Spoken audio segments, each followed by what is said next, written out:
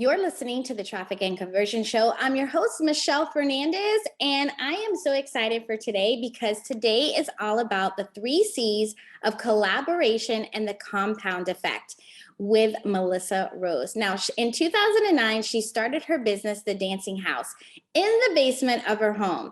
There, she taught the art of dance of students of all ages while her babies were right along with her in the pack and play. With passion, resilience, and tenacity, she created a business that has become the highlight of your week for her tribe, her team, and her community. Along with running successful brick and mortar business, Melissa is also a visibility coach for brick and mortar studio businesses, guiding other business ladies to a flourishing business that provides wealth for her own tribe, creating legacy for themselves, their family, and their community. When not inspiring and empowering, Melissa is a super mama of 5 kiddos, enjoys long hikes without her kids, and playing in her garden.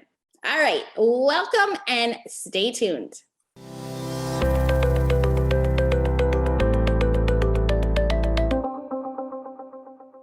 Hey there, it's Michelle, and welcome back to the show. And joining me today is Melissa Rose. Hello, Melissa. Hello, Michelle. I'm so excited you're here, and we are doing a back-to-back. I just did an interview for her on her podcast, and now we're on mine. So this is so much fun. So can you tell everybody about yourself, who you are, what you do, who you serve, all that good stuff? Hey, everybody. I'm so glad to be here because I'm a huge fan, Michelle. I've been listening to her podcast for a long time. I have a podcast, Brick and Mortar Visibility. I also, it caters to brick and mortars, local brick and mortar studios. And I have a dance studio of 12 years in Hudson, Wisconsin. I have been teaching and educating and doing that for 12 years. And then I have a Dance on Demand, which is an online dance program for people who grew up dancing and miss it or want to learn how to dance. So perfect for those people that are maybe a little older or teenagers that don't feel comfortable coming in the studio when they're just like starting to learn. And then I'm a mama of 5 kiddos. I have a 18 down to 9, and my 18-year-old is going off to college, and she just became a Minnesota Vikings cheerleader. What? So now I have to buy Vikings outfits because I'm a Packer girl. I'm a Wisconsin girl. So yeah. So that was the big news at the end of May. And now we're like, she's full on in rehearsal. She just left for a little appearance for the Vikings and is practicing and living her best life. Yeah. So exciting. Have I ever told you that I was a Miami Dolphins cheerleader? No way. Of course you were. You know, there were so many years that I was like, I'm not telling anybody this because I was in the banking world and I was the youngest, right? I was like 18, 19, right out of high school, and I worked, and it was all these older people, and I always had to wear a suit, and I always felt, how would I be perceived, right? And then nowadays I'm like, I'm telling everybody. Yes. Well, because I'm older and I wish I was younger again. So when you told me that, I'm like, she's going to have the best time. What a great experience, just all the way around. Oh my gosh, I'm so happy for her. How long did you do that, Michelle? I did it for 2 seasons. Okay. And then I ended up getting married. So it all just like, it was a grind. I don't know what it is nowadays, but back then it was not only a grind. So I worked full time. We practiced, we had rehearsals on the weekends and then the games, and it was like a whole day, and we got paid like $10 a game. Is it the same now? I'm hoping it's more. It's a little better. There's lots of perks. Let's just say she gets lots of perks. Yes. But she was telling me about game days. Now, this is her first season. She's a rookie and getting the lingo down. And, but what's as a mama, you know, you watch the other cheerleaders, and there's been girls that have been on there 5, 6 years. Yeah. So that says something good about it, right? You're not just getting a bunch of newbies every year. And I know some people that have been on the organization or in the organization, and they just rave about it. They just said it's really cool. And I'm like, she's going to have that status forever. She can say she was a Vikings cheerleader forever and ever. Amen. Even if she does it one season, but yeah, just super fun to watch her. And I found out through a private student of mine who lives drives an hour for lessons. And the mom goes, congrats on Sophie making MVC. I'm like, what the hell's MVC? So I Google it on Instagram. So I'm looking on Instagram, what's MVC? And there's her picture. I'm like, Sophie Rose. She goes, Mom, it's not a big deal. I'm just trying. I'm just checking it out to see, I'm just trying. And then she makes the damn tea. But you know what? It's so cool. And you talk about what's going in there. And I didn't know that you also still offered, for older people or, who want to do, and that's the beauty of it, because it's still doing something fun that you love to do. And it's performing. And if you love performing, right, it's like, and I remember people would say like, oh, but you got on the field in front of all these thousands of people, blah, blah, blah. And it's like, That's I know. It's like, I don't know.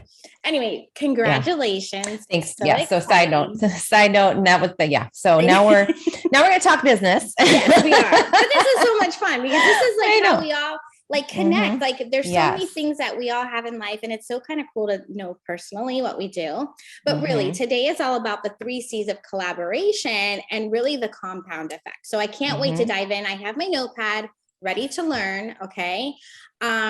So when we're talking about, this is something that actually, the thing that I love about paid traffic is because you get this exposure on a bigger level.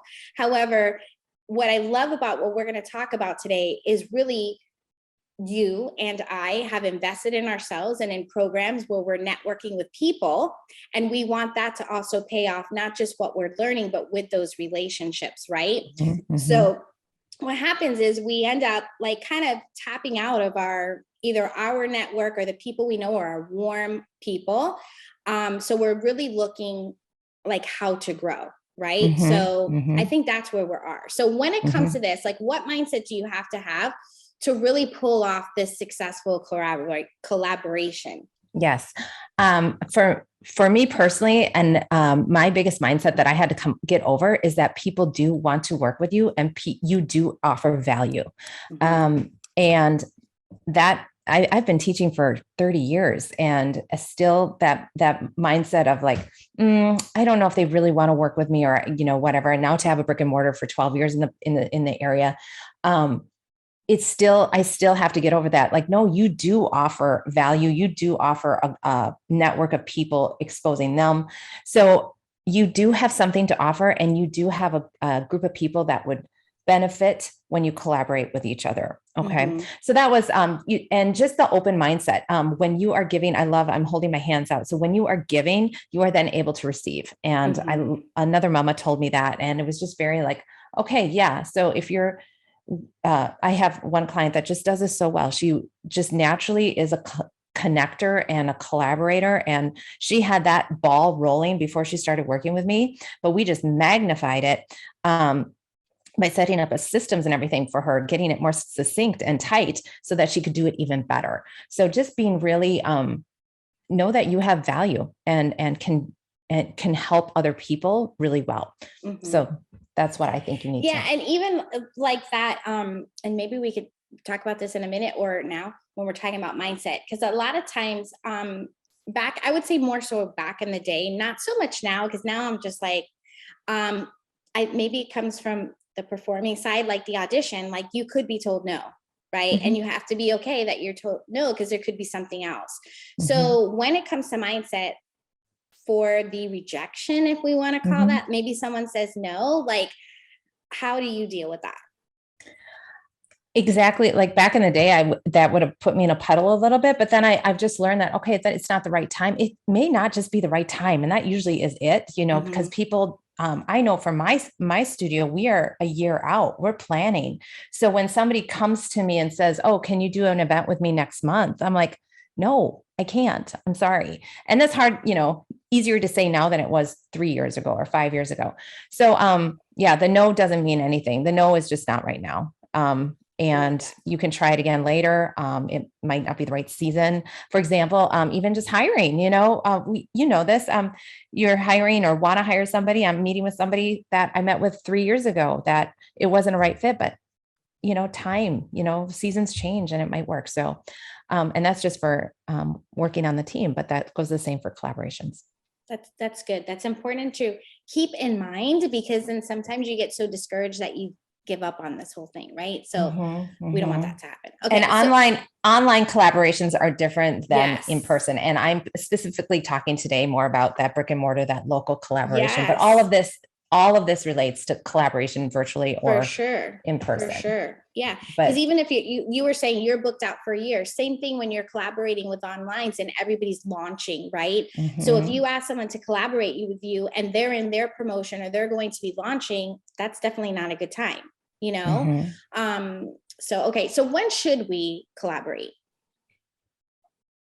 Now, all the time. What are you waiting for? Wait for it. Now. You should be, I love collaborations. It's one of my favorite ways to grow my business. I have seen it and felt it, and it's a feel good. The community loves to see it when you are working with other organizations. I have a great reputation in town. We have great SEO, but I refer the other studios and we have a great working relationship. So, but not only that, but like when I'm out and about in the community or having different people come and collaborate in my business, or I'm going to theirs, your audience is seeing that. Like we talked about in your podcast, so much of marketing and brand awareness is subliminal. So when people see that, it just gives them a warm fuzzy, let alone you as well. So it just is so good for business. So good. And then who should we collaborate with? I love it. So you have your ideal people, like the people that should come into your brick and mortar or your business, the people that you're like ideal client, but then you have your indirect people too. And so I have worked with, let me pull out my notes here. I have had dentists, acupuncturists, physical therapists, fitness centers, photographers, childcare like stores, like boutiques and stuff like that, healthcare stores, fitness clothing, wineries, skincare, wellness advocates. Those are all like a short list of people that I've personally connected with. And, winery, well, who's going to a winery? That's maybe not my ideal client. My ideal client is that young family with like kiddos 5 and under, right? But mom's going to the winery and they're going to visit and network or not network, socialize, I should say, and have fun girl time.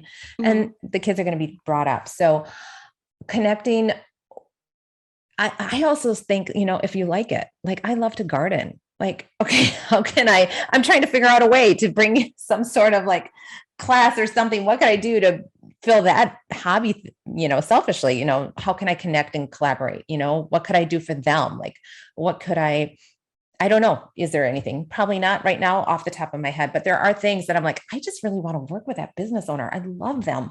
What could we do? And sometimes that's just how it starts. Like, I'm really big into networking and connecting. I'm in networking groups, and there's just times you meet with somebody and you're just like, I really like you. Let's figure out a way to work together. And then you just kind of, you simmer on it, or you have an idea right away. So there's just a lot of ways to do that. Okay. So I'm loving this. So it's all about making a list of either who you want to collaborate with, right? And then thinking like, I love the thinking outside the box, because normally we go to like wherever we think is complementary.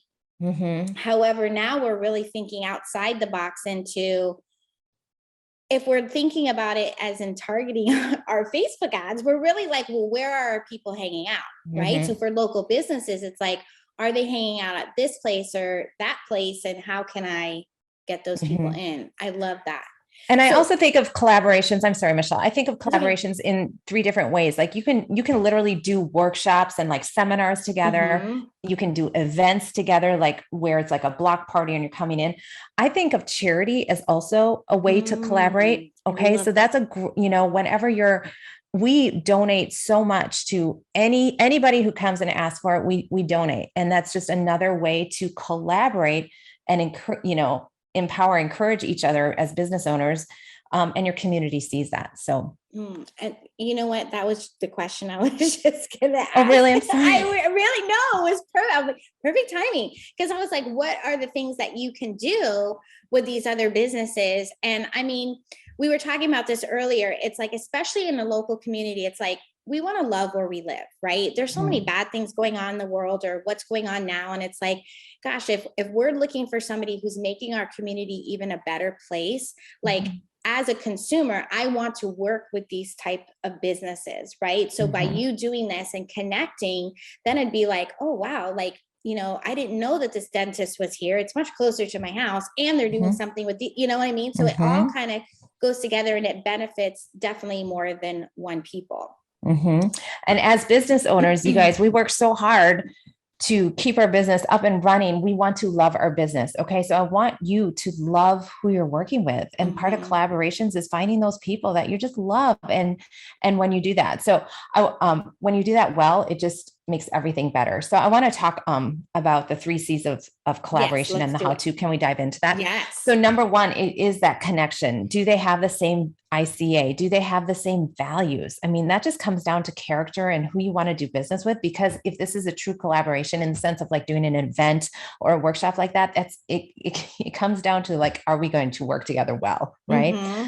Do they market their business like you do? Because there are some people that want to do a collaboration with me and I'm like, you want me to do the work because they know we do our marketing really well in our business. So if I create everything and then they're not sharing it and promoting it, you can't just announce an event, you have to promote it. So I want to be intentional about who I'm working with there. Okay. So think about that because that's a nitty gritty of it.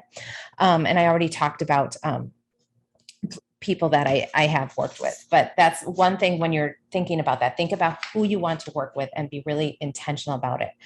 And then we also talked about like the runway for this, like how long should you plan for this? Now that's different for everybody. Some people can make an event happen in two months.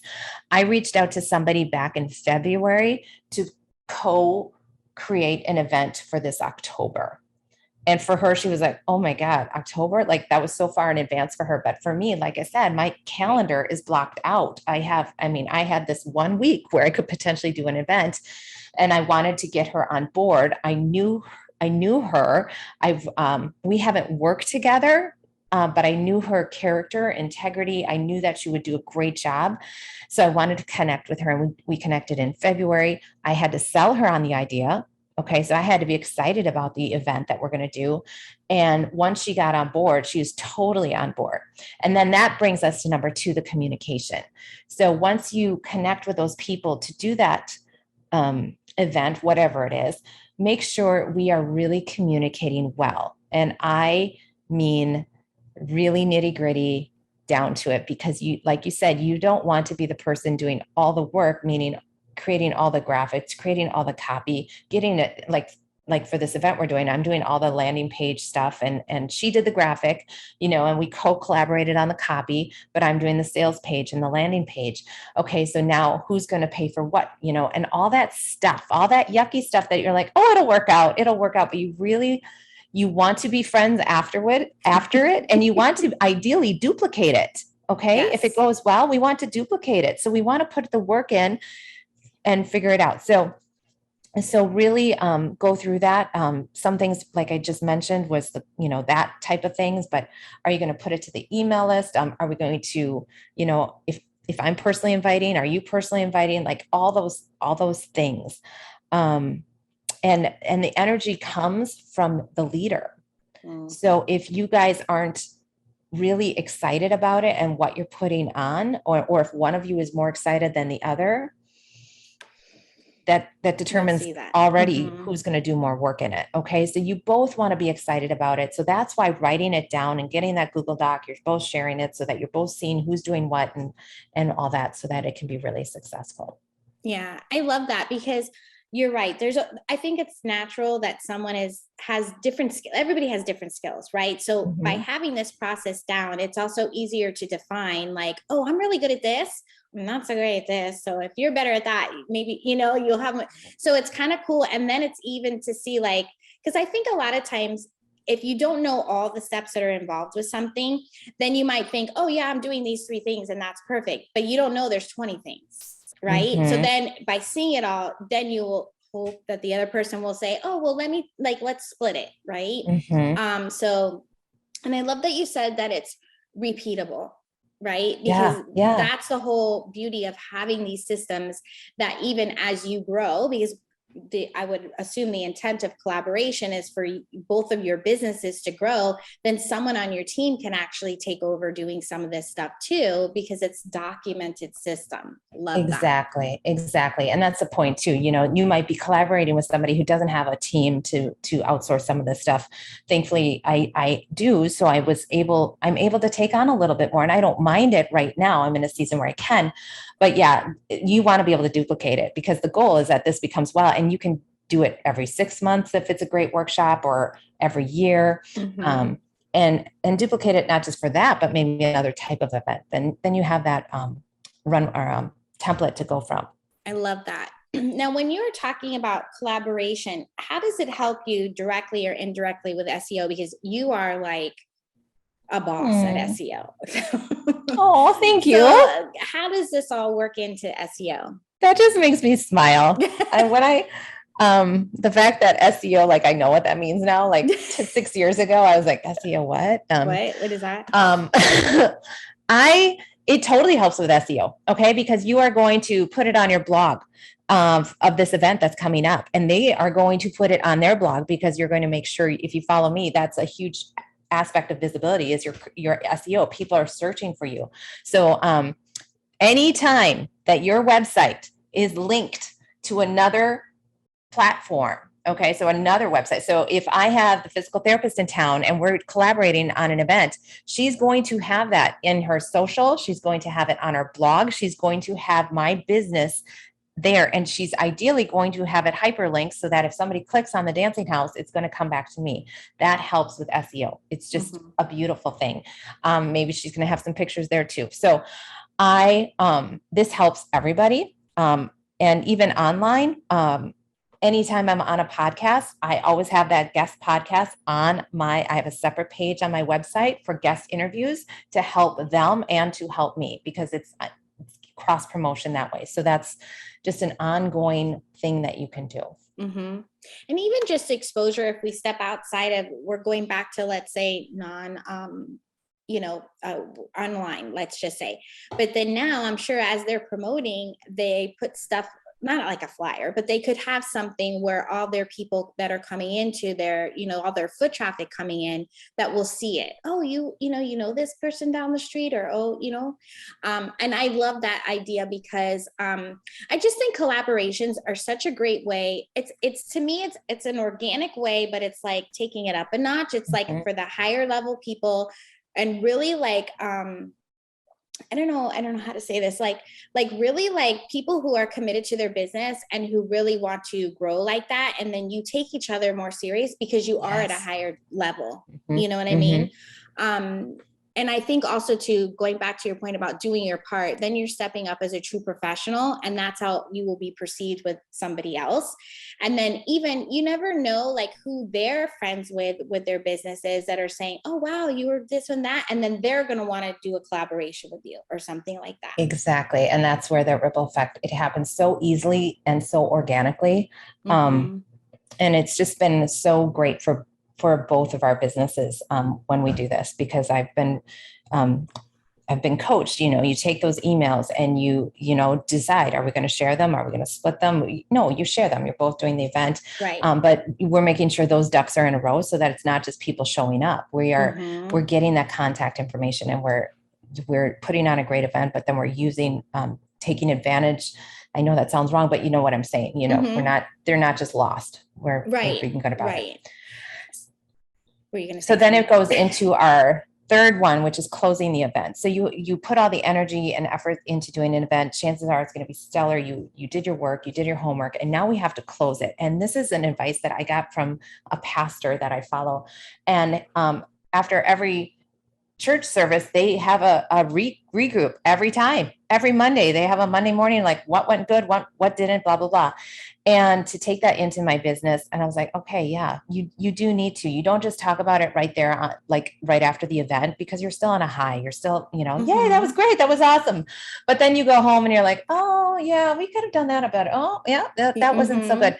And so whether it's a recital of, whether it's a event that you do, or whether it's a collaboration, anything, I highly recommend like after 24 hours, because then your high is a little off, you've come down a little bit back to reality, and you can really look look at things and go, okay, if we do this again, I would like to do this, and just set up that coffee meeting, just to chat and make sure both parties are heard, or whoever was part of it. So that way, when you duplicate it, it's fixed and it's already put together so that you can do it easier and better next time.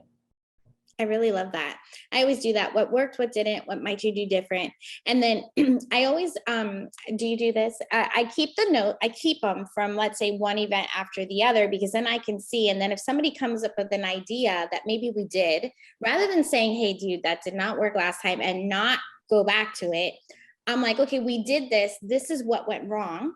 Now with the new fresh eyes, or maybe the circumstances of what's going on, or maybe who you're collaborating, maybe that old idea that didn't work will now work again, right? Like, what can we bring back, but maybe make a twist on it or something like that with what's going on? Because the cool thing is that with doing these collaborations, it's with different businesses, different people. And so just because you did it and it didn't work before, it doesn't mean it's not going to work again with a different partner, right? So I love that. And yeah, you're dealing with different people and different energies and different strong suits and different, all that stuff. So the more, I think, just the more guided, and as entrepreneurs, we're a little bit more free spirits. We tend to be, we're not the detail person. So for me, it's really good to hand this off to Karen, my assistant, and say, okay, did I miss something? Because I will mess it up just for the details. I have this great idea. So, and I'm learning that with this collaboration I'm doing in October. I mean, I literally created the landing page, and I said, hey, check this out. Well, this is a first draft, but I kind of like where it's going, blah, blah, blah. She goes, oh my gosh, I love this. This is great, blah, blah, blah. And then I'm like, I don't think you've read that, because then I sent it to another friend. I said, hey, could you just look over this? Because I don't think she actually read it. I think she maybe just looked at the view, like just got the vibe. And he had like 10 notes, like go, okay, I think the title is wrong. And it totally was. It was head turning confidence. And we wrote heading turning confidence. I go, I think we're too close to this. And it was very obvious we both were too close to it. And when what you wanted to say, and it doesn't say that at all. And you're like, exactly. Oh my gosh. So. Yes, it's always really good to have that. And, even speaking to that, I have, like, worked with companies where it's like, they give it to the team, but the team also feels like, oh, I don't want to say anything to the boss, right? It's almost like they don't want to. So it's like, you have to leave it open for, like that open door policy, like, tell me what you think, like, really give me your things. And then it's like, then they feel more empowered to make decisions, to contribute, because a lot of times, like, they know your business just as good as you do. And they're in it with all the people, your customers coming in. So they're hearing a lot of those conversations. So their input is very good sometimes, because they get to hear what the things are. And then you, as the visionary, can come in and be like, oh, let's do this to help solve that problem. Or, you know what I mean? So I really like that. And as a leader, as a business owner leader, we need to be in charge, or we need to be heading up that conversation of inviting that input and inviting that feedback.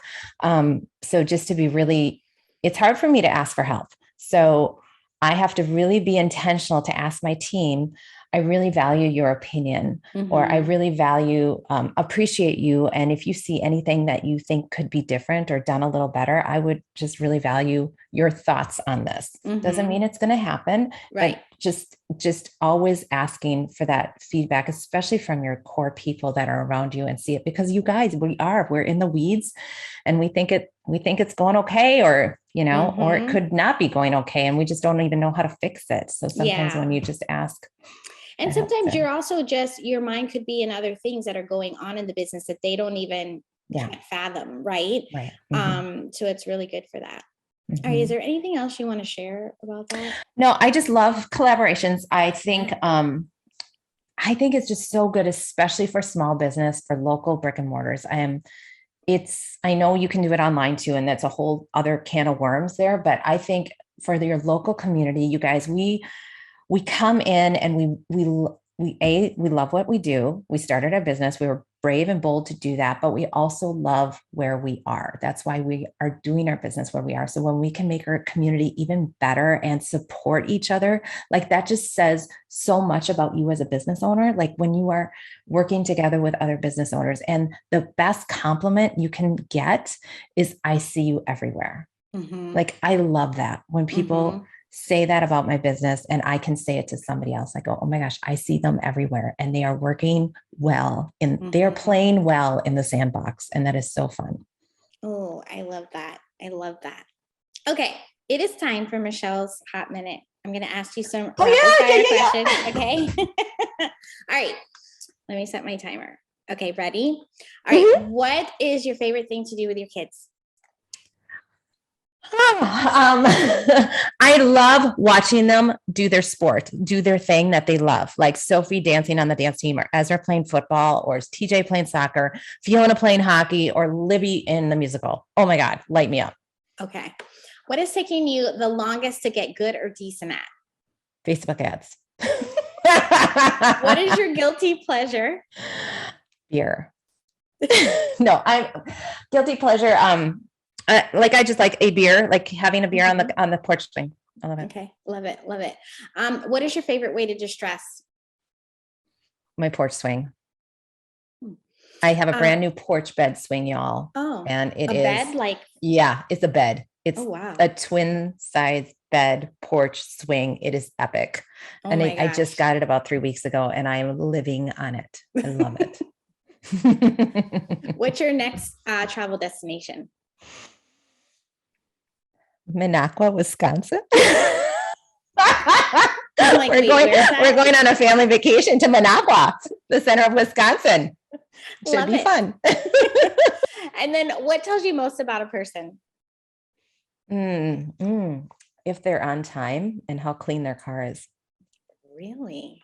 That's a good one. I like that one. All right. This was so much fun. I appreciate you, Melissa, for coming on the show today. Tell people where they can find you. Oh, this was so much fun, Michelle. So great to be here. Brick and Mortar Visibility Podcast. Come check me out if you're a podcast person, which you are. Otherwise, thedancinghouse.com is my brick and mortar if you want to check it out there. I would love to hear from you. I love it. All right. Well, there you have it. The 3 C's of collaboration and the compound effect. Definitely go check out Melissa. I will drop where you can find her in the show notes. Thank you once again, Melissa, for coming on the show. My pleasure. Thank you. All right. Until next time, let's grow your business together.